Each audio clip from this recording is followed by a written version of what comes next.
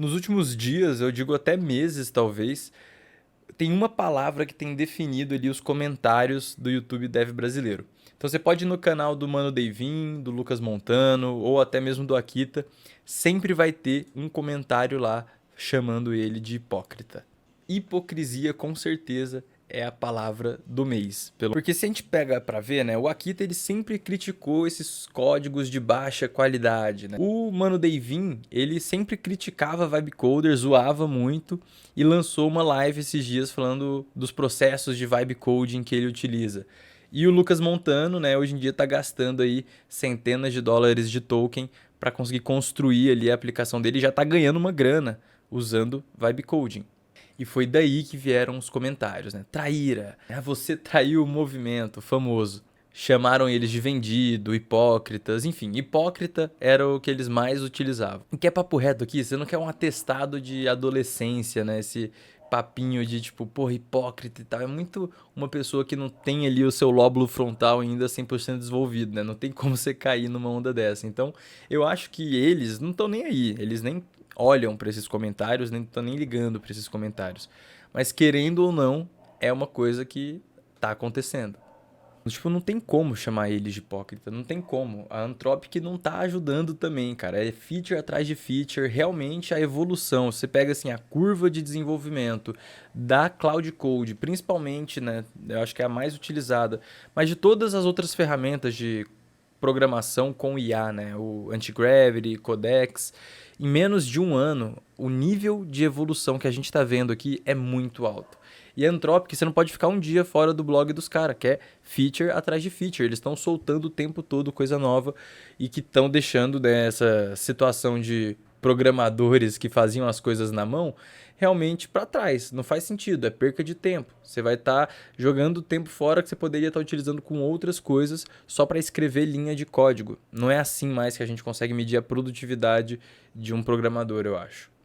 E tipo assim, velho, eu não sou ninguém, eu nem sou programador, né? Eu tô muito mais pro lado dos vibe coders, tô ali comendo pipoca e assistindo essa briga acontecer entre os devs raiz e os devs que estão agora migrando, né, pro vibe coding.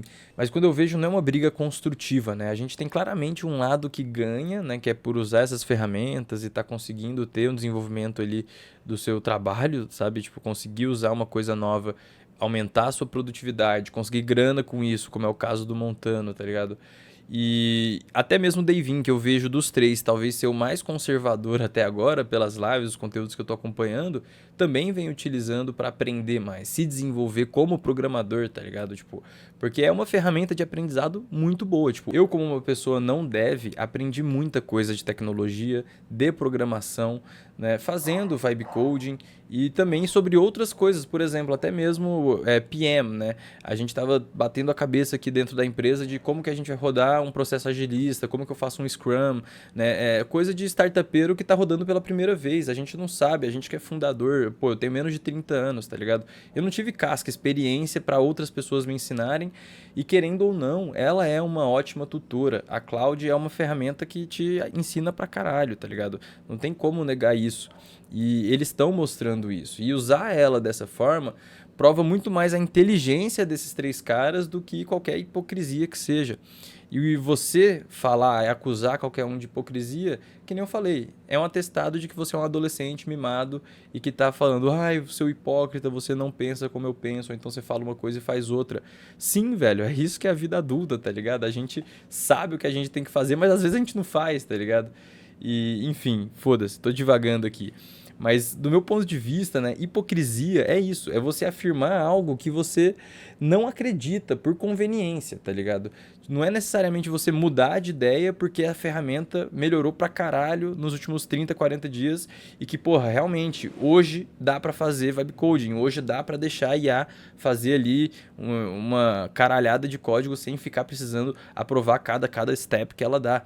E hoje dá para ganhar dinheiro, dá pra fazer aplicativos, soltar no mercado, ter usuários mensalistas que vão pagar mais para você do que você gasta para desenvolver essa plataforma. Então você tem como lucrar, inclusive, com o modelo de negócio com Vibe Coding sendo o seu motor principal de desenvolvimento. Isso está provado dentro do canal do Lucas Montano, não sou eu que estou falando, né? Essa é a grande questão, né? Eles não são hipócritas porque justamente eles mudaram de ideia baseado em evidências novas. Isso não é hipocrisia, parece que tem que desenhar para a galera, né? Que realmente é o que diferencia a pessoa que tá pensando criticamente, que está pensando, né, naquilo e questionando seus atos, suas ações, e não só vivendo no automático, copiando o que qualquer um faz, o que os outros estão falando que tem que fazer, tá ligado?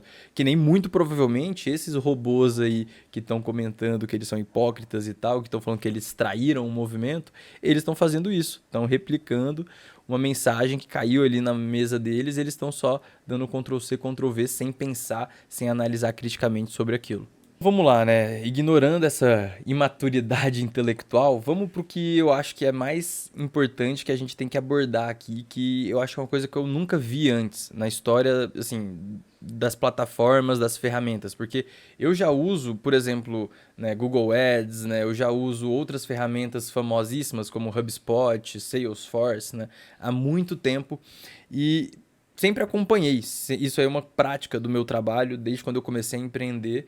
Ficar de olho ali nos boletins dessas empresas, né? Ver o que elas estão lançando de novo, as novas features, as novas funcionalidades, como que eles querem que você use as ferramentas dela, né? Esse é um ótimo jeito de você, inclusive, ganhar tempo e ganhar escala, né? Conseguir produzir mais usando a ferramenta de um jeito certo e não ter retrabalho, não fazer uma coisa de uma vez achando que é o certo e depois você ter que fazer uma segunda, terceira vez, né? Então, estudar essas ferramentas que você utiliza no seu dia a dia é muito importante.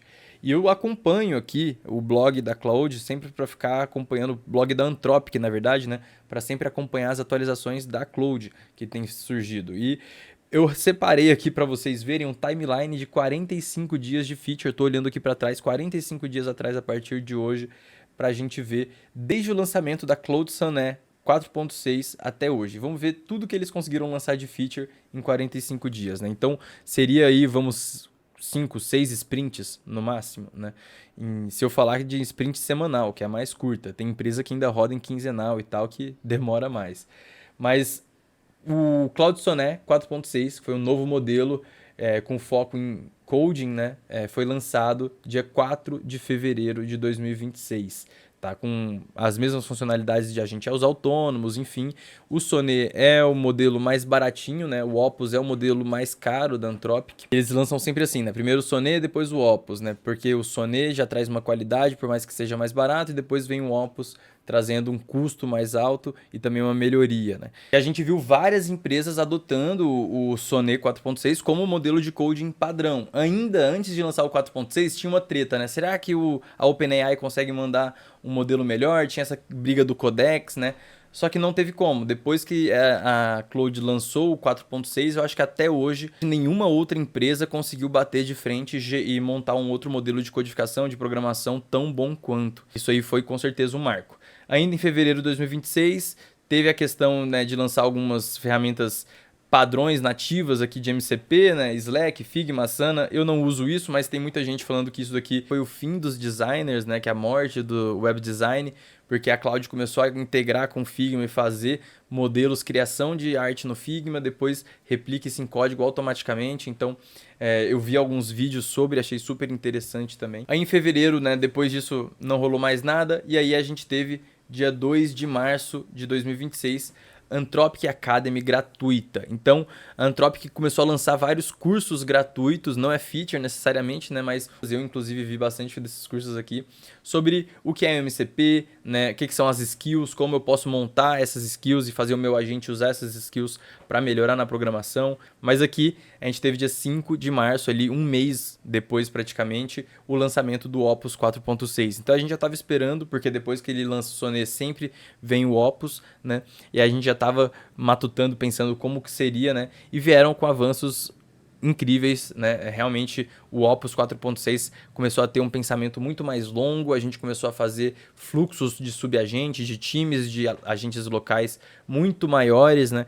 E isso foi uma coisa que, né, foi assim, a mais, né? Conseguiu trazer uma melhoria absurda. E pela primeira vez no lançamento do Opus 4.6 a gente teve uma redução de preço do Opus, né? Então, se eu não me engano, o outro Opus era mais caro, eles lançaram 4.6, trazendo um valor um pouquinho mais acessível, porque o Opus era sempre muito mais caro do que os outros modelos. Então a gente teve uma melhoria na codificação, né? Ele estava codando melhor e relativamente mais barato que o outro modelo Opus. Não que o Sonnet, né? Que o Sonnet é mais barato, mas que o outro Opus. Em março vieram uma chuva de features, né? Eles começaram a lançar a feature de voice, o remote control, né? Várias features que ajudam e melhoram a acessibilidade ali. Mas, né, as duas coisas que eu acho que fizeram total diferença, que do meu ponto de vista foram os divisores de água, assim, que colocaram um vibe coding até no nível de segurança maior e que você pode ter a confiança de colocar uma ferramenta às vezes no ar e não ser hackeado e não ter riscos,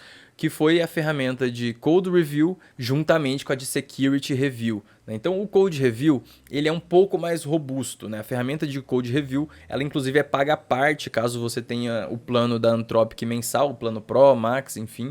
Você vai pagar à parte, ele usa lá os créditos extra para você poder rodar, mas ele faz um review total do seu código, né?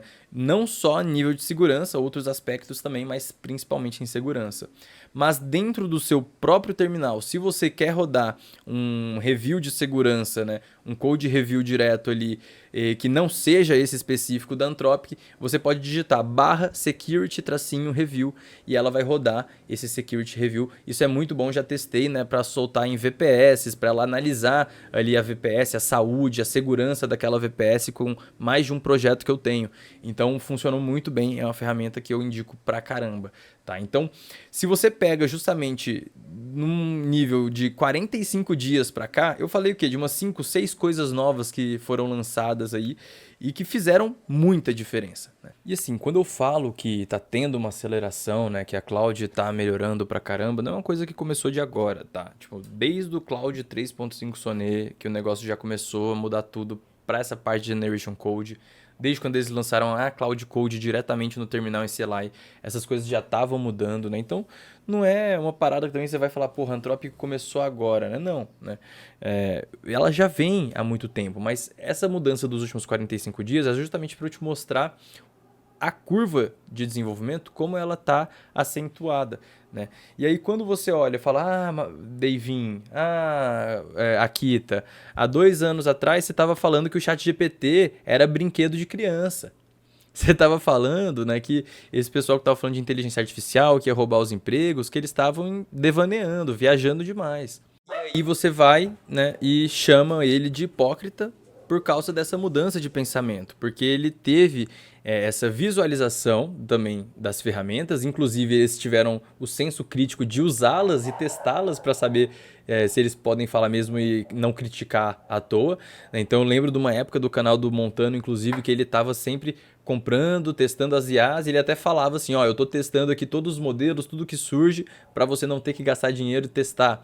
E ele foi vendo a evolução disso acontecer e a ideia foi mudando, né? Então, a verdade, né, é que os hipócritas de verdade, do meu ponto de vista, são essas pessoas que ficam falando ali, que ficam comentando no canal deles, que ficam reclamando da qualidade do código. Fica falando, a IA não sabe codar direito, não sei o quê. Mas são as mesmas pessoas que dão migué no trampo. Que lá dentro da daily não consegue explicar ali o code review dele. São os que reclamam de profissionalismo, mas na hora do War Room não quer nem ligar a câmera, né? Quer ficar ali fazendo home office de câmera fechada, pô. Mas enfim, né? Se você chegou até aqui, até esse momento do vídeo, eu tenho certeza que você já entende o contexto e você já percebeu, já entendeu o que essas pessoas que ficam gritando aí, sinalizando a hipocrisia, não entenderam ainda. E que eu acredito que hoje, né, dá para a gente afirmar sim, né? É possível programar sem programadores, né? E não é só programar um mockup ou então uma ferramenta que é insegura que você vai colocar e ela vai quebrar. Não. Se você souber um pouquinho sobre programação, sobre organização de projetos, né, sobre cybersecurity, enfim, coisas que você pode estudar, inclusive com a própria Cloud, né, isso tem um potencial absurdo, né? Dá para você montar negócios através disso e é isso que eu estou fazendo aqui. Então, se você quer me acompanhar nessa jornada, clica aqui para se inscrever. Me fala o que você achou desse conteúdo, mas falando diretamente, eu mudei um pouco o ângulo da câmera, mudei um pouquinho o cenário aqui, né? Quero saber o que você acha. Muito obrigado pelo seu tempo, pela sua inteligência também e até a próxima.